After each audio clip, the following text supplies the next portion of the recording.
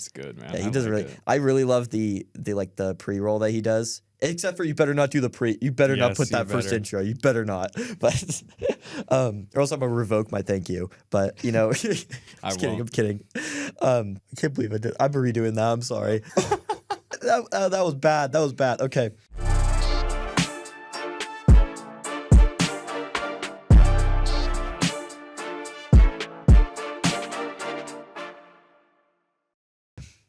What's the Sportscast? Will the Sports Show, the Kings of Comedy? I'm Adam. And I'm Carter. And let's get right into it. Yeah, Colby, if you keep that previous intro in, please don't. That was bad. Yeah, like 5 seconds before this intro, for some reason, I like dumbed out and like just forgot to say my. Oh, dude, I'm having like cringe like so hard right now from that intro. What is the Sportscast? Will the Sports Stuff Show, the Kings of Comedy? I'm Adam.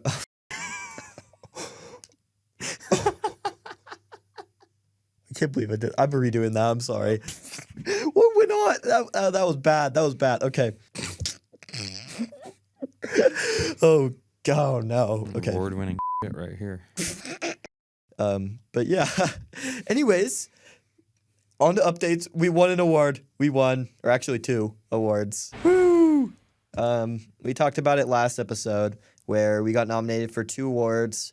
It was General Excellence Audio and Sports Talk Show. And we won first for Best Sports Talk Show, back to back. Too good. And then for the General Excellence, we won 3rd. Kind of feel like we got robbed. I'm not going to lie. But like the 2 ones that were above us, one was like a full on news station. Yeah. And then the other one was. I'm low-key more proud of the 3rd. Yeah. I mean, it also, I was telling Carter this, we turned that in after the after we kind of got more into our newer setup and like the newer mixer board and everything, or before. So that kind of like, I feel like with all of our newer stuff, I mean, we should have really good contention for getting first next year. Yeah. And plus, I mean, it gives us something to work for because, you know, this year we were working for, you know, progressing where we, you know, got the first again, and then 3rd, and then we go first next year. You know, but yeah. And we were going to show the awards, but someone kind of forgot it in their room. Listen, so man, it's finals week. I'm getting scheduled for the wrong days at work. Yeah. I'm also a little dumb, so I forgot it. You said you were a little dumb after I forgot my name and like our whole intro that we've done for 82 episodes at this point. We're both dumb. Yeah, that's true. But we got this. This is the General Excellence 3rd place one. It's kind of cool that they gave us 2 papers, so we both have one. Yeah. I mean, it would have been cool to have 2 plaques, but I mean, I get it because it costs money. Yeah. But this was our one from last year. I was actually kind of thinking. It's the same award. Yeah. It's basically, I mean, I feel like the new one that we have is a little cooler because it has, first, it doesn't have the pulse on it anymore. Yeah. And then it also says our full like episode. This one just says Sports Stuff episode 17. Mm-hmm. And it's kind of like falling off a little bit. Like there wasn't enough space for it. Yeah. On like the plaque. So yeah. And this one also just says my name, so that's why we have the sticky note. I was thinking on looking into how much it costs for just maybe a new plate or something. It's not even a big deal. But it just looks not that good without the sticky note. Especially now that we have more than one.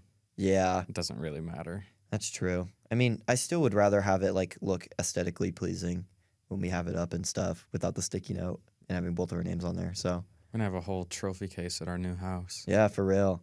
But yeah, since we didn't have the time to, you know, say our thank yous and stuff, I thought we can say our thank yous on here. Yeah. Do you want me to start? Go ahead. I just want You're probably first gonna cover most of them. Yep. I just want to say thank you to Taya. I think that's a big one because Taya has been absolutely amazing. Especially early on. Yeah. It helped us with a lot. And, you know, she was always super super as well. Like she was even on staff when when we first met her, for the Pulse when we were still with the Pulse. But she was just actively willing to help because she actually genuinely loved doing helping us out. And I mean, we definitely would not be here as far as we were without Taya. She probably consisted of 3,000 of our follows. Yeah.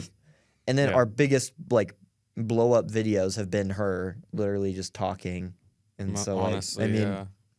so yeah, I mean, we definitely wouldn't have gone this far without Taya. So thank you, Taya. And also I just wanted to shout out everyone who's like helped us out like with the show and like setting up. So Colby, love Colby. Yeah. He's great. He's been doing our videos as of recently, and editing them. And they've been, I mean, my editing has been pretty trash, like when we did them. But I feel like it's pretty night and day with like all the editings Colby's done It's compared to pretty good. ours. It's good, man. Yeah, he I does like really. it. I really love the like the pre-roll that he does. Except for you better not do the pre. You better not Yes, put you that first better. intro. You better not. But or else I'm gonna revoke my thank you. But you know, just kidding. won't. I'm kidding. But yeah, thank you, Colby. I really appreciate it. He's been really awesome.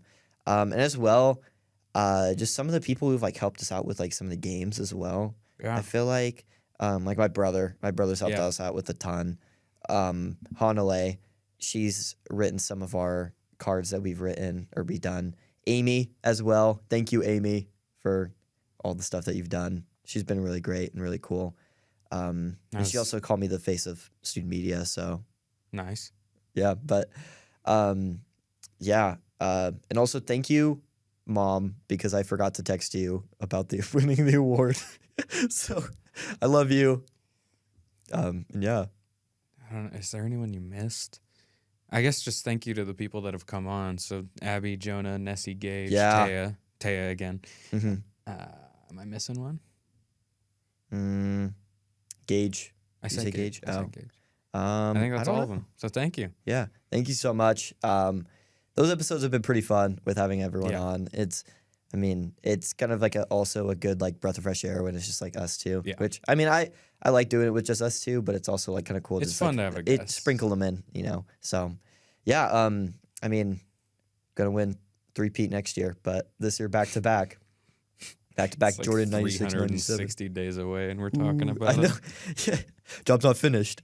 I also won my award for my article that I got on women's basketball. See, I know my stuff. He doesn't. I'm just, they don't need to know my knowledge, but at least I won an award. That was on the very first game of the year, too. Really? And I genuinely did not know what I was going to write about that article because I'm like, what storyline am I going to pick up here? And then all of a sudden they happen to score the most points. And I'm like, oh, thank goodness. It's like an alley-oop. Like, it was so easy. But yeah, shout out to the women's basketball team as well for helping me win that award. So that we was got really two great. thank yous for Taya and 2 thank yous for Abby. Yeah. So yeah, we're definitely not going anywhere anytime soon. I mean, 2 was really grateful. Actually, no, 3 awards, but Yeah. we still want only firsts. You know, we're like the big players in home.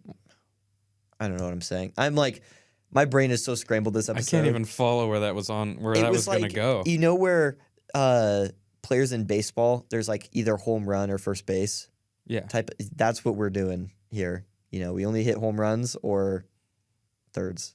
Yeah. I don't know. No, It's I mean, I guess. yeah. I kind of get what I you're don't know. saying. It's been a long day. Yeah, but anyway, This is finals week for us. yeah. We're taking time out of finals week to record right now, so we're Yep. a little scrambled at the moment, but Yeah, and we're so close, man. We're dude. so close. And even though Boise State School is kind of coming to a close, we're still planning on recording over the summer. Yeah. Don't know what that's going to look like over the summer because we're both pretty busy. So we'll see. But, I mean, at least it's going to be more episodes than last year over the summer. What did we So do? I think we 2? got 1 and tried to record an extra one, but we just decided not to It's because it so was so bad. bad. But, yeah, we'll be in person for that, and so that'll be really dope. But, yeah. Like I said, not going anywhere. That like genuinely was a part of the decision for me to stay over summer. Was I Really? did not want to do online episodes Dude, anymore. it was so bad. It was so horrible. Over Zoom. Oh, man. Carter's time in Seattle is over. What? My time in Seattle's over. You're just not going in Seattle again? I mean, I'll visit family, but like I'm not going back for summers anymore. Oh, man. Unfortunately, Idaho's my new home for a while. So. Ooh. Wait. And the second I graduate, I'm moving to Florida. Yeah, I'm not staying in Boise for as long as I am. But as soon as I graduate, be good. Where are you going? I don't know. Not sure yet. That's a great plan. I mean, I was thinking Florida. I was thinking Florida, Texas, New York. Sports and stuff coming to you live from Cocoa, Florida. Cocoa, Florida. I love Cocoa. I've actually only been to Florida once, and that was for Disneyland. That was it. Disney World, yeah. Disney World, my bad. That's really close. But is it? Yeah, Coco's like an hour from Orlando. If that. Yeah. It's beautiful. Man. Yeah, so I would be living an hour away from Disneyland when I grew up, and then an hour away fully grown from Disney World. That would be sick. And Universal Orlando, so good. The thing is though, is that like once you go there and like you keep on going, it loses its like wow factor. I disagree. I've been to Universal Orlando twice, and the second time I had a lot more fun. Well, like no, but for me, living next to like Disney World, fair. Disneyland, I've never lived that close. Like I always lived like that close, and we used to go like all the time. Like there was a stint where we'd go every single week. Like we just keep on going because we had like the year-long passes, so we just kept on for like 10 years straight. When I lived in Spokane, we went to Silverwood every year. So that I kind of got a little bit of that, but I've only been once in the last like 4 years. So I'm trying to go this summer. Road trip? Yeah, but you're not going to Seattle. Road trip? I'll visit once or twice. No, yeah, I miss my family and everything. I just hate Western Washington. I can't do it anymore. Oh man, yeah. It's an awful place with too many memories. So Boise, it is. I guess. I feel like you just got to go somewhere else new to like, and you just kind of do something different. Because I feel like if you're doing the same old thing over and over and over again, I've lived in Washington my entire life. Yeah, like you just gotta go. In Spokane until 7th grade, and then lived near Seattle until I came here. So, I am ready for Washington to not be part of my life anymore. Yep, mine either. Just kidding. Yeah, but I guess we'll do a card and then move on to NFL draft. Back with the cards. Probably gonna lose this episode too, but ice hockey. I don't want to talk about hockey. Football. Be like, who is the team that just lost? Shush. 1, 2, or 3. I just go 1, I guess. Oh, I've already asked that one. Okay, dude. Okay, let's let's see if you remember this answer. How many face-off spots are on a standard hockey rink? Dude, I don't remember. 1, 4, 5, or 9. I remember it's not what it should be, so I'm gonna say 9. Yeah, the other one was literally. What NHL team is based in Toronto, Canada? Oh, jeez. Dude, stupid. My friend Gabe is a huge Maple Leafs fan. Oh, yeah. So after my Avalanche loss yesterday, I asked him for advice on how to deal with playoff losses in hockey. Yeah. What did he say? Well, I'll tell you. Anyway, football, 1, 2, or 3? 3. All right. Oh, okay. Which team was the first ever to enter the playoffs as a wild card team and go on to win the Super Bowl? The Raiders, the 49ers, the Eagles, or the Falcons?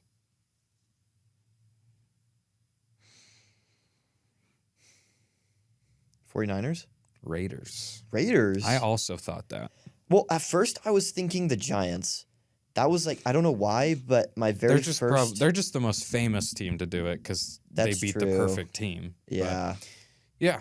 The Niners did it at least once, but I guess the Raiders were the first. Yeah, so that's strange. But 1-0. Oh, wow, man. W hockey.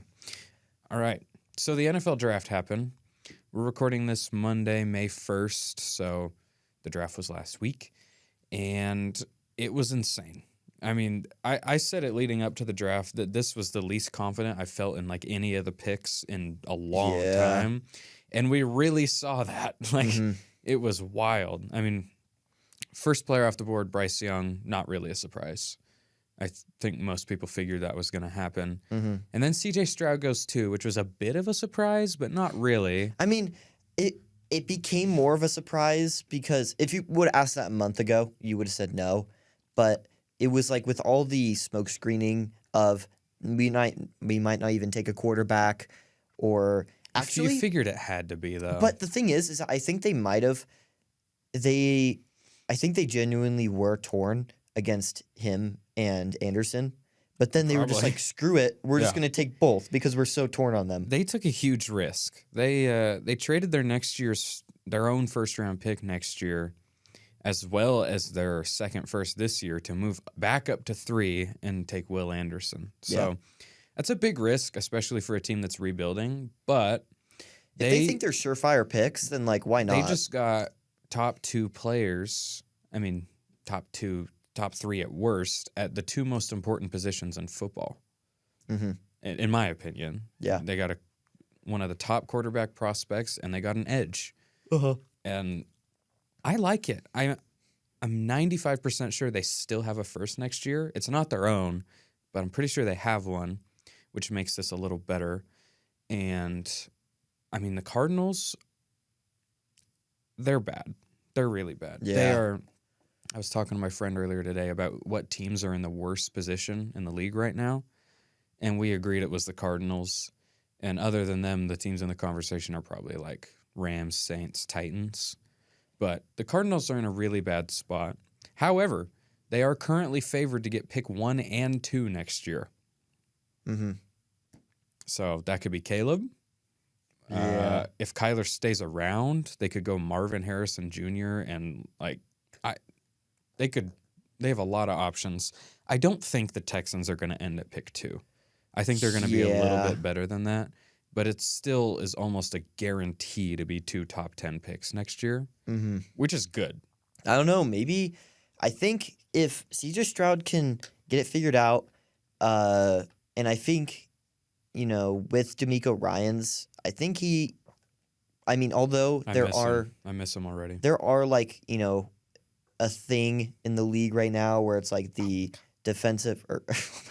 the offensive coordinators becoming offensive coaches, like head coaches, is like a better trend at this point, where some of the more notorious teams and the more successful teams as of now are the offensive coaches. That was like his biggest knock. But I think he still is. He knows what he's Robert doing. Saleh?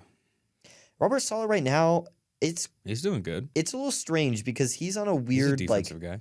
Yeah, I mean Robert Saleh, he's like on a. I feel like he still has 1 year to prove it. I feel like. I don't know. Because I think he's done as good as he can so far. Yeah, I mean I agree, but for the most part, it's generally been offensive coaches that have been the only successful ones. I'm trying to think of other defensive coaches that got I mean, hired. like I'm spacing there's like right Zach now. Taylor, for offensive. There's Zach Taylor. I mean Sean McDermott is a defensive coach, Yeah, but he He's also, I mean, he's great. he didn't have Brian Dable, who was a really big piece, and their offense did start to decline quite a bit this year. Yeah, you lose a guy like Dable, it's gonna hurt. Yeah, but still I mean, a good offense. that's like the biggest trend right now, and that was his biggest knock. But right now, it seems like he's doing pretty well. I think love it just him, kind of man. relies on Stroud doing really well. But I think Stroud. I've been on back and forth about if I think Stroud's going to be a bust or not. I could kind of see. don't. I could see I a think he's Manning good. Leaf type of thing. Not gonna lie, where Peyton Manning, Bryce Young, and then Ryan Leaf I type of. really, really like Bryce Young. I really do, but he is so small, man. I don't think that matters. I don't. Well, it 100% matters. You can argue how much it matters, but it definitely matters. Like it has an effect on the way he plays. Yeah. Like look at Kyler, and Kyler's bigger. Yeah, and but it's not that close either. But the thing is that Think of what happened to Tua this year. yeah. And Tua's a lot bigger than Bryce Young. Yeah, but Tua's just took way too many hits on purpose. Bryce is known to play this way. He's learned to play it's to not his advantages and play against his disadvantages. Think about Bama's team compared to the rest of college football versus what Carolina will be compared to the rest of the NFL. That offensive line is not it's not elite. That's the nicest way I can put it. He's going to get hit, and probably a good amount. And I love him. I really do. He's an incredible player. I don't know. He's super elusive in the pocket, which is really cool. I worry about him. I don't have doubts about him being a bad player. I don't. I think the only way he could bust is injuries and just his body not being able to handle the NFL game. I hope that he can. I really do. No one's rooting against him. Well, he also did have an I'm just injury worried. in his last year. Yeah. So, And I just saw a picture of him at the Panthers facility. I think it was either today or yesterday, of him like dapping up Brian Burns, and it looked like a dad and his kid. Like it's really. And Brian Burns is not the biggest defensive lineman in the league by any means. So, yeah, it's gonna be interesting. I'm rooting for him, but Stroud, I like Stroud a lot. The more I watch of Stroud, the more I like him. And obviously, you know, I'm an Anthony Richardson guy, but Stroud and Young are right there for me. Like I don't know who to put above the other. I don't know. He's so accurate, and the big concern with him was mobility, but he showed against the best team in the country mobility. He was running, he was escaping the pocket. He had a play that was like, if you change the jerseys, it would be Mahomes against Georgia in that playoff game. I believe in him a lot, and they got, in my opinion, a top 2 defensive player in the class. Mm-hmm. Top 3 at worst. So I really like what they did. It's going to sting a little bit if they end up with like 2nd or 3rd pick next year. But do you know what I was thinking?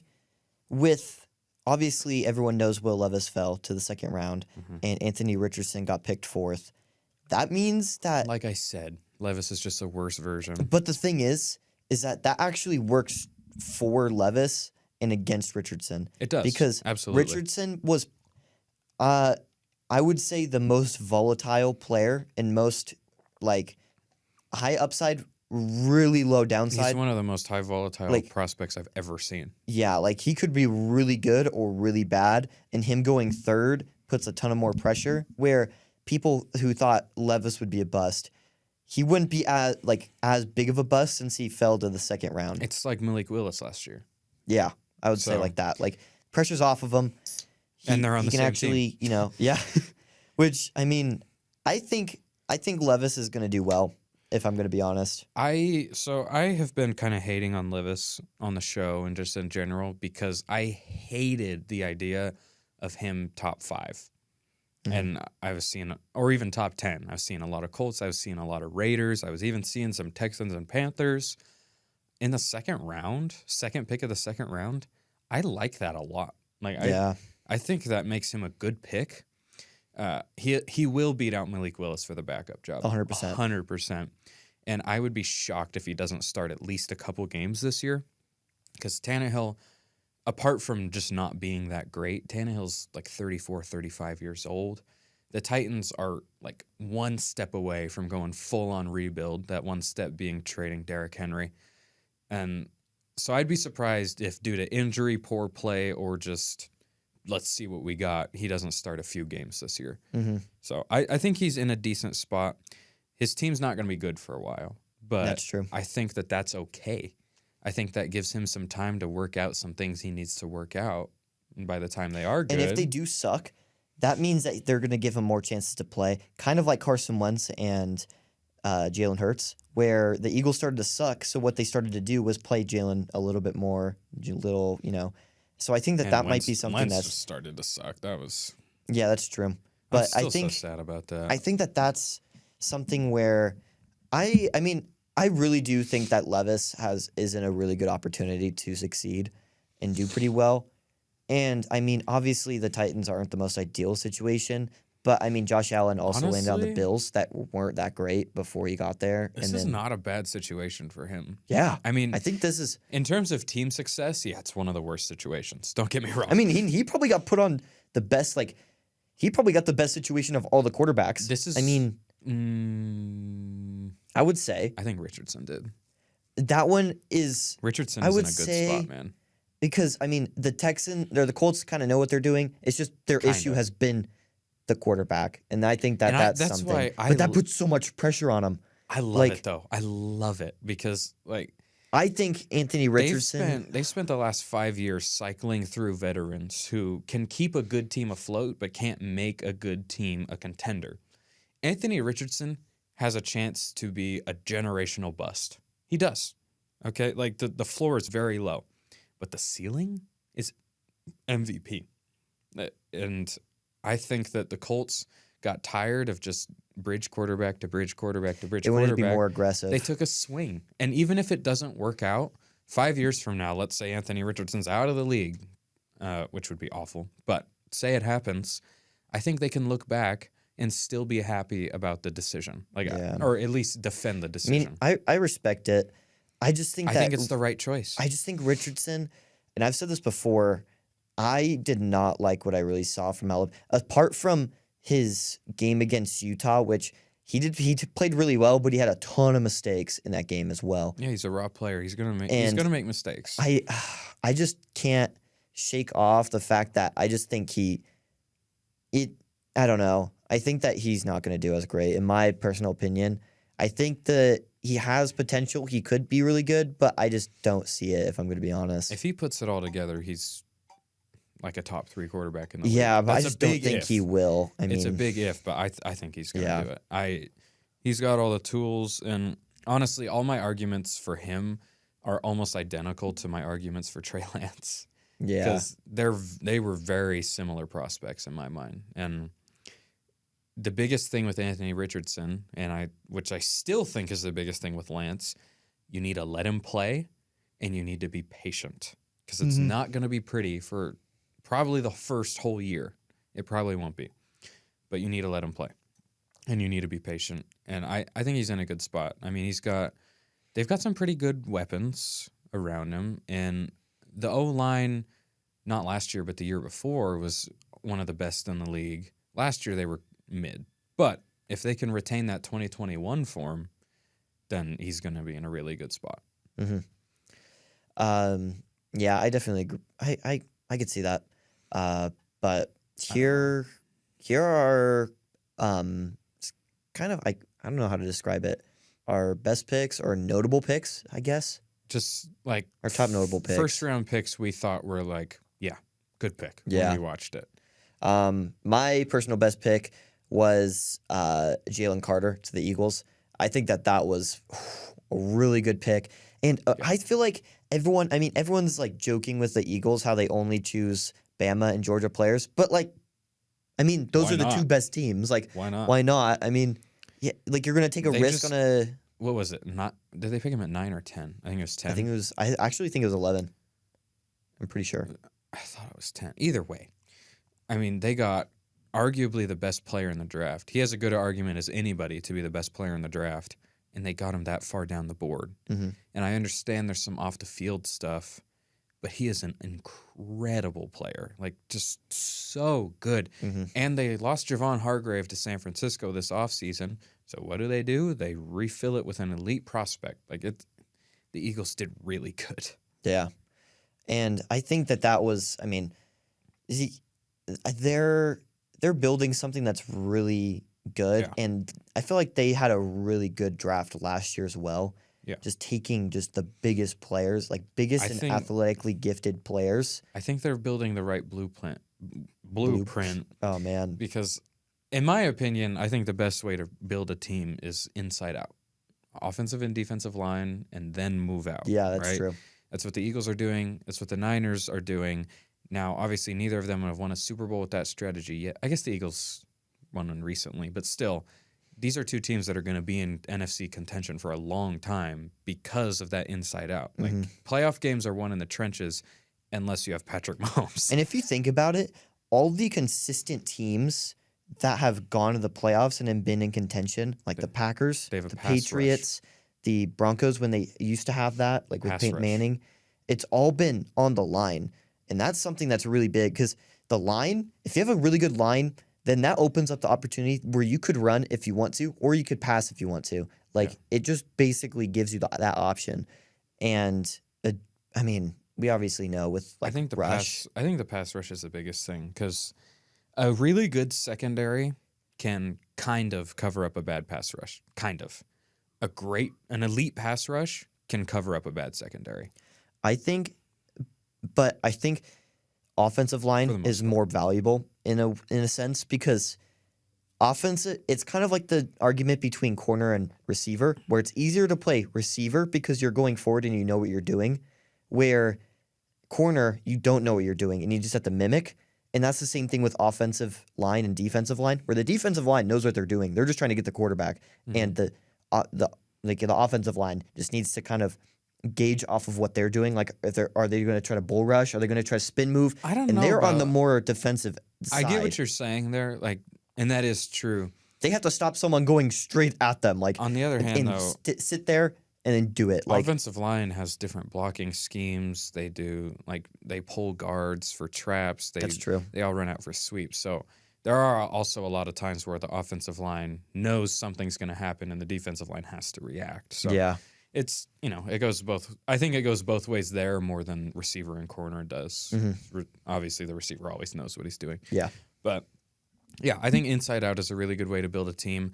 Obviously, when there's a guy like Patrick Mahomes, the most talented quarterback ever in the league, like that's going to happen. Like no matter how good you build the trenches, like the Eagles were almost a perfect team last year. Like, well, they're a way better team just all around than the Eagles. You take quarterbacks off the rosters, off of all rosters. The two NFC championship teams are the two best teams in the league. Yeah. The two AFC championship teams are not. Yeah. The Bengals are a good roster, don't get me wrong, but they're not. It just came down to quarterback there. Like, yeah, and the Chiefs, that roster's not that great. Yeah. Like, it's not bad, but it's not that great. Like, that, there is no reason that team should win the Super Bowl. You put any other quarterback in that spot, they don't win the Super Bowl. Yeah, 100%. So that's just yet another testament to the greatness of Mahomes. And, I mean, they lost more pieces this offseason, and they should still be the Super Bowl favorite because of one guy, man.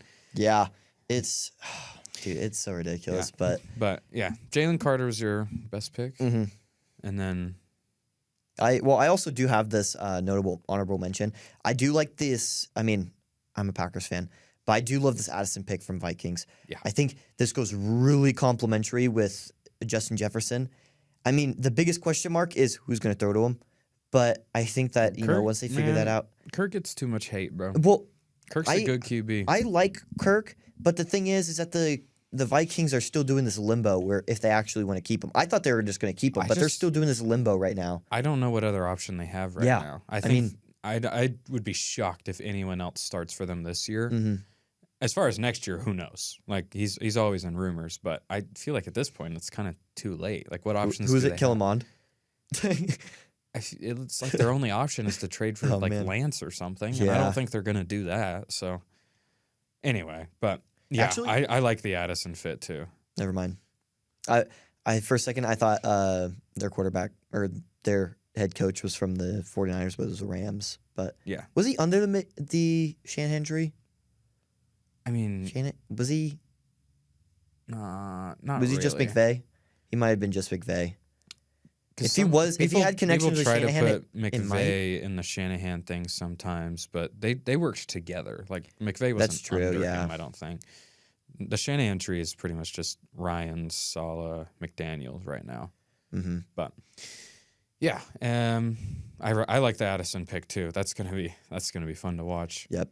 For mine, I think the best pick of the entire draft was either Jalen Carter or Christian Gonzalez at 17 to the Patriots.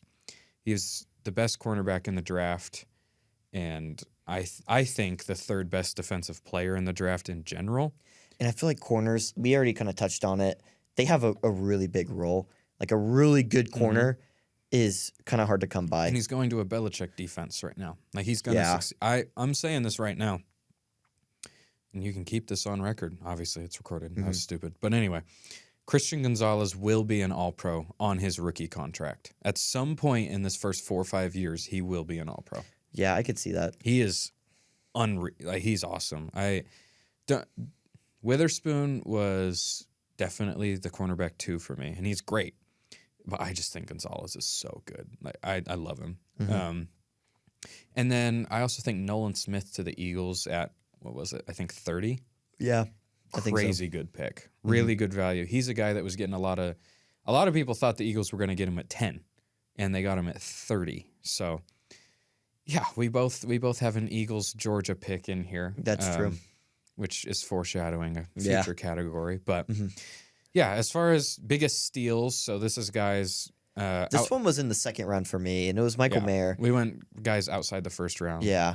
I picked this one because I thought he was definitely going to go first round.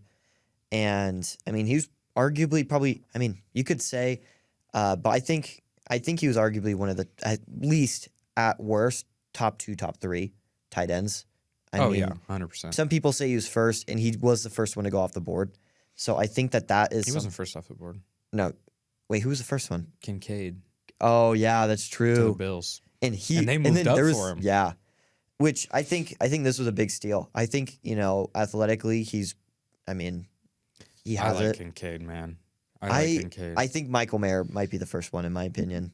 Yeah, I mean, it's tough to know. And Darnell Washington, I don't like the landing spot with the Steelers because he's going to have to battle with Freiermuth. Mm-hmm. He's also really raw, but he has the potential to be unreal. So those are my 3. But yeah, as far as my biggest steal, it's got to be Brian Branch to the Lions at, I think it was 45. Just a stupidly good pick. He's there. I don't think there's any reason he shouldn't have gone first round. And I think that of the Lions' first 3 picks, he's definitely. I mean, it's kind of hard to. Their third pick was the guy who most warranted being 12th overall.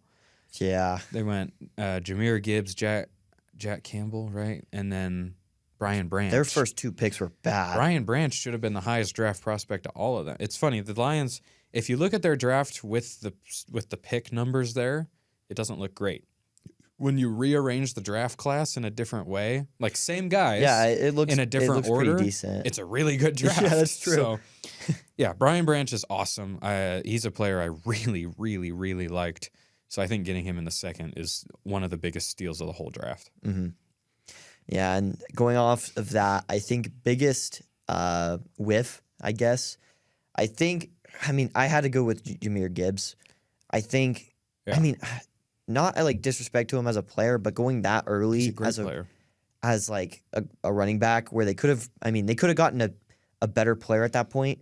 Like, I think that they had so much potential at that pick to get other players that would have had a really big impact on their team. And then he's going to have a big impact. They end up going Jahmyr Gibbs. And they also had Swift on the team, which Swift wasn't bad. Swift is not very good. I think Swift is very overrated. Yeah, I would say, I would agree with that. Hence why he got traded for so little. Yeah. But I think that I totally get why people see this as a miss. I really do. But I also see the Lions side of this. So when you look at their reaction in the war room after you got drafted, they were really, really excited. Okay. They didn't even wait till 18 to take him. It makes me think that they knew someone wanted him. I don't know, but it makes me think that they knew someone wanted him. They wanted to move on from Swift, rightfully so. So they had a hole there. I get it. I don't love it. I think that I would have been comfortable with Gibbs back half of the first round, definitely in the second round. I don't know. I mean, to get Brian Branch and Jahmyr Gibbs, I don't love where they got Gibbs, but Brian Branch, I think, is one of the biggest steals. So when you look at their draft class as a whole, I think it clicks. But yeah, taking a running back at 12 in that situation is iffy. But then that also goes into your pick. Yeah, it does. I put Bijan Robinson as one of my biggest whiffs here. And I'll explain, because Bijan Robinson, I think, is a top 5 player in the class. Don't get me wrong. He's my personal favorite. One of the best players in the draft. One of the best running back prospects I've ever seen. And I may be talking myself out of him being the biggest whiff as I speak. But I don't like it for the Falcons. Yeah. I have no problem. I have no problem with Bijan Robinson going top 10. I think he should have gone top 10, honestly. I think it probably should have been the Eagles. But yeah, he's an elite player. I just don't like it for the Falcons. The Falcons just had a rookie 1,000-yard rusher last year, okay? They don't have an answer at quarterback right now, unless Ritter becomes anything. But I think they shouldn't have picked him there. I mean, it is so they rare. Had other needs. It's rare that a running back gets a second contract with the team he's drafted to. So you get realistically, you get 5 years of Bijan if you're the Falcons. I don't think they're going to put it together in that 5 years. I understand the best player available strategy, but I think you got to build. There are so many holes on the Falcons roster, and running back wasn't really one of them. Yeah. Algier did good. That's man. probably one of their most I'm stable positions. Algier is definitely not who you want to be your number one running back. Don't get me wrong, but he's good enough to where you shouldn't take a running back at 8 with the talent on the board. Yeah. With Jalen Carter on the board, with Christian Gonzalez on the board. I just don't like the pick for the Falcons at all. Yeah. That being said, I think Bijan Robinson's going to be incredible there. I just don't think the team is going to be good, and I think this is a big reason why. I really don't like it. Yeah, I definitely agree. And again, nothing against Bijan. I think he's top 3 to 5 player in the entire class. But and then going on to our who won ultimately, I think in the first round, I would say the Texans. I think that, I really respect the move for them to move up to 3rd. It really did shock me at first because I'm like, wait, I thought that was a glitch on my phone. I like it. I liked them moving up and taking, because that means they're aggressive. They're not going to go, oh, let's wait until next year to maybe see if we get a mid-round pick. Because I think what they're doing, what they think, is that they're definitely not going to go win 2 games and that's it, and get a top pick again. So they're like, why don't we just use this chance to get another top pick? And I don't think they gave up as much as they should have for that pick to get number 3. 12 and their next year's first. That's a lot. Yeah, but you see, there's more. There's been teams who've given up 3 first-round picks to get up there. Yeah, it's a little different when they're not targeting a quarterback. Mm-hmm. But yeah. I think that they got off pretty lightly with that, and I think that that's something that they. Another thing is when the Niners made that trade, we're a contender, so those picks are all 28, 29. Yeah, the Texans are probably going to be top 10 again next year. Yeah, but I do see what you're saying, and I think that they're just moving up this year to get a better player, and that's just going now. Where next year, edge rusher might not be as great of a class in their opinion or in their eyes. So they're getting someone that they think is really good this year. Yeah. And what we need to understand is these are NFL teams. Yeah. They're scouting the players that are coming out next year. They've already done work on those guys. So if through the work they've done, if they don't like the edge class coming out or don't think that they'll be in a position to get one of the ones they like, why not go get the best one in the draft? Yeah. You have the resources to do it. Now they have potentially a franchise cornerstone on one side of the ball and a franchise cornerstone on the other side of the ball. Mm-hmm. It's a huge risk, but I think it's a smart one. Yeah. And I mean, aggressiveness, sometime, if you know what you're doing, pays off. And I think that they know what they're doing, and I think it's probably going to pay off for the most part. Yeah. So I definitely pick the Texans there. I'm between a few teams. I mean, the Eagles are an easy answer. They got 2 of the biggest steals in the first round, and just a good class overall, man. Mm-hmm. The Steelers had a really good, really deep class. Darnell Washington in the 3rd. I like it for the Steelers. I don't like it for Washington's individual production. Mm-hmm. But, I mean, that tandem of Washington and Freiermuth could be really dangerous. Yeah. I'm trying to think of who else. I mean, the Patriots off the Gonzalez pick alone I love. Mm-hmm. I'm probably going to stick with the Eagles, though, as much as it pains me to say it. They had holes from the offseason, and they filled them with young players that should have gone cheaper too. That are cheap and should have gone earlier than they did. Mm-hmm. The Eagles did a really good job, and I mean, I don't think Swift is as good as he gets credit for, but he's not a bad running back. And what they traded for him, that's I think another good move. But yeah, I think that's all for the NFL. I mean, now we wait till the season starts. Mm-hmm. Hopefully some interesting trades happen or something. Oh, one more NFL thing. Aaron Rodgers is working out in May. Oh, really? Yeah. That's great. There's videos of him throwing to Garrett Wilson and Alan Lazard, and Aaron Rodgers doesn't usually work out in May, but Yeah. it seems like he's locked in. So Oh well. watch out for the Jets, man. They could be really good. The Yeah. Jets. Oh, one of my favorite picks of the draft. Izzy Abanaconda. Abanaconda. I don't know how to say his name. The Pittsburgh running back. Amazing. He and Breece Hall are going to be awesome together. He was my sleeper running back of the draft. So, Yep. just wanted to slide that in there. But we'll pull a card and talk about some NBA. All sports. Baseball. 1, 2, or 3. Let's go 2. Dang it. One of them. Okay. Yeah, I already asked you the one I want to ask you. Which MLB player was the first to ever sign a $1 million per season contract? Babe Ruth, Barry Bonds, Dwight Gooden, or Nolan Ryan?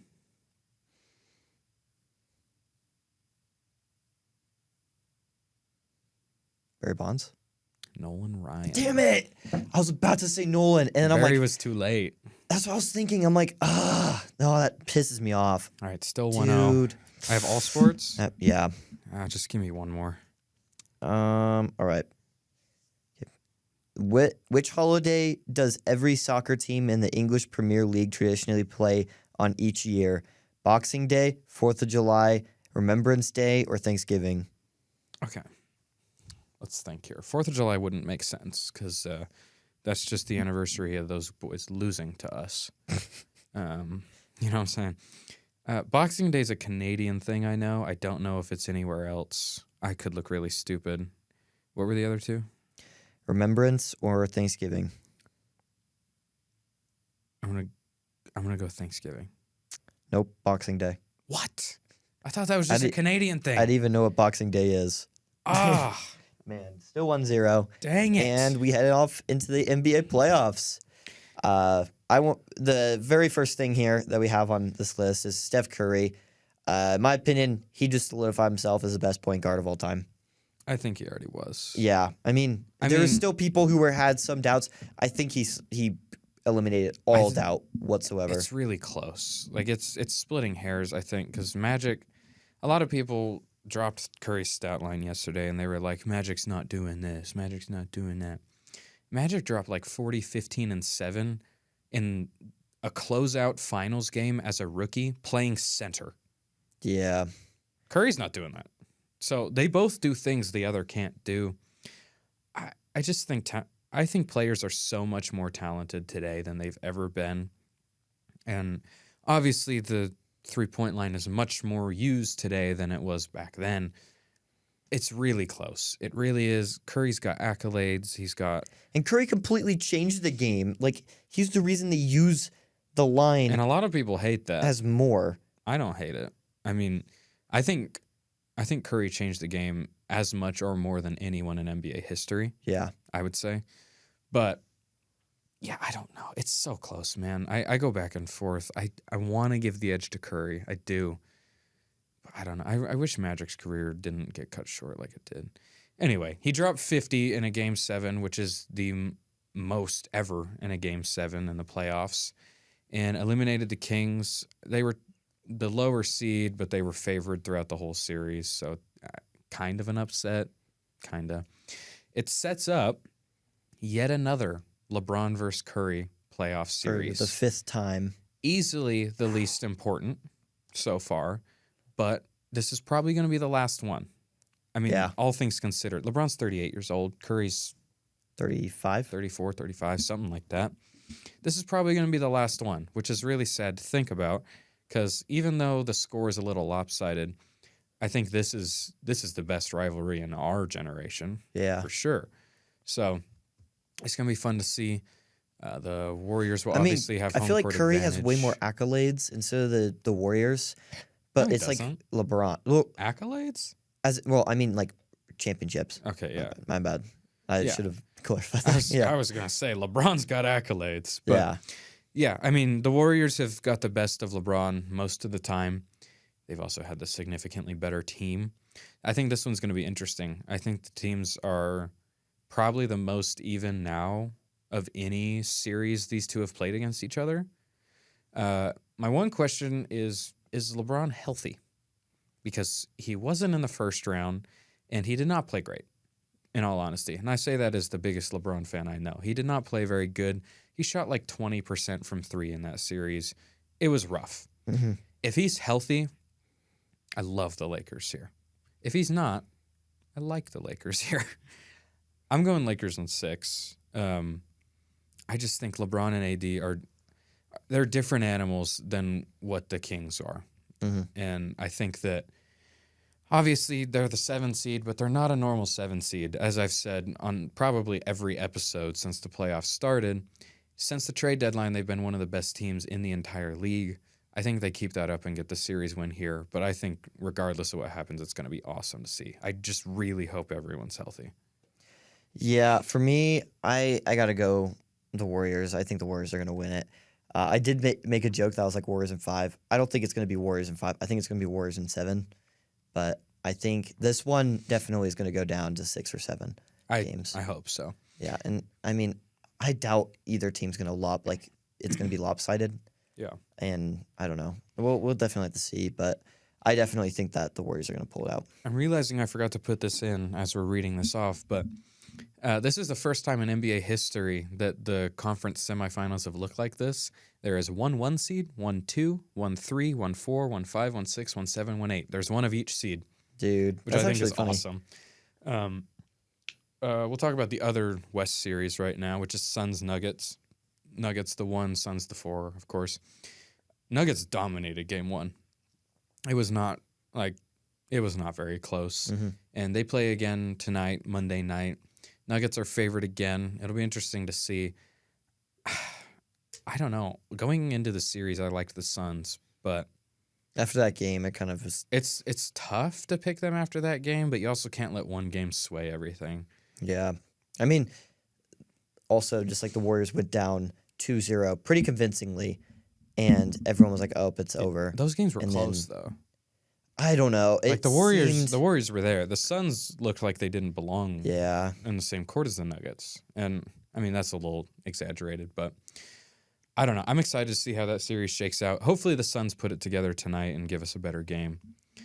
Mm-hmm. But in the East, we got the 8-seeded Heat versus the 5-seeded Knicks. The Heat took game 1. Mm-hmm. Really fun game to watch.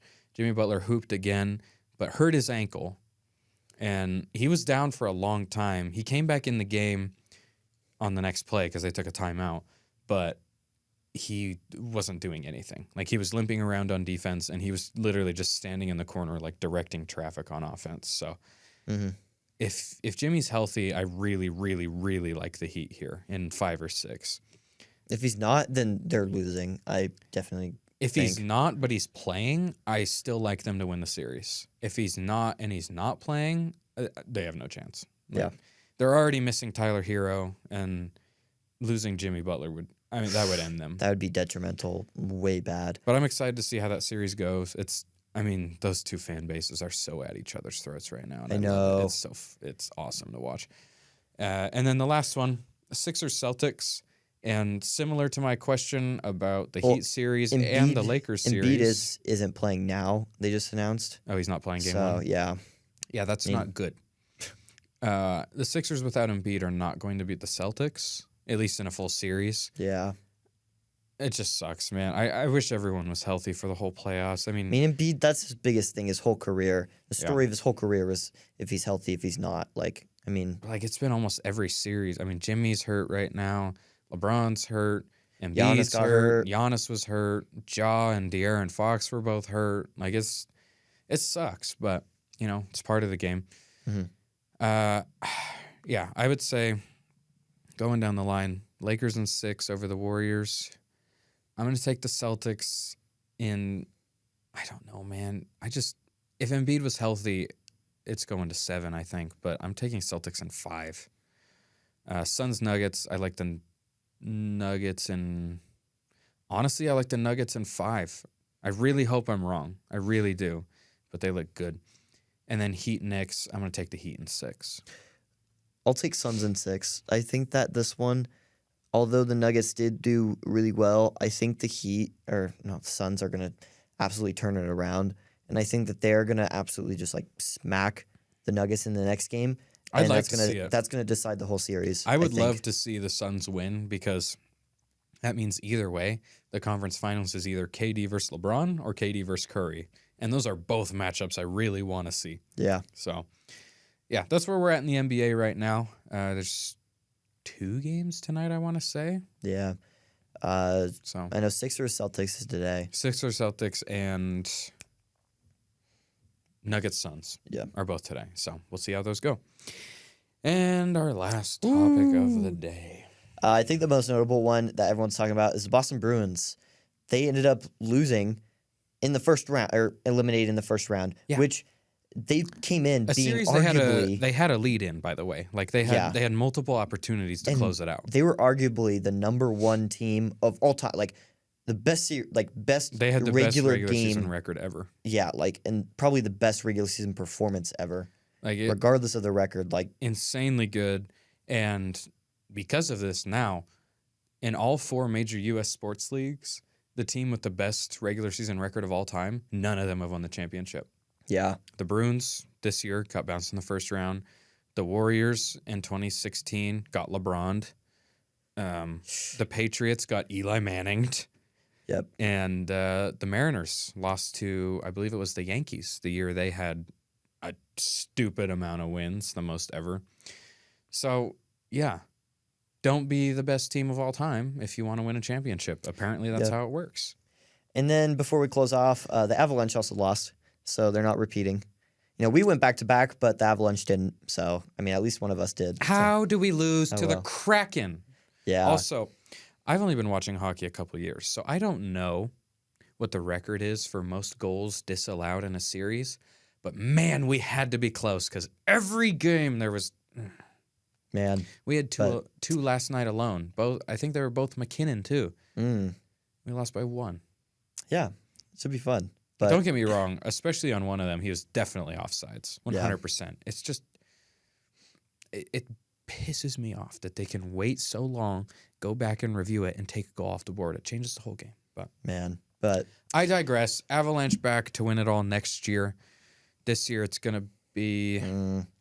doubt it. I don't even know who it's going to be, honestly. I thought it was for sure going to be the Avalanche or the Bruins.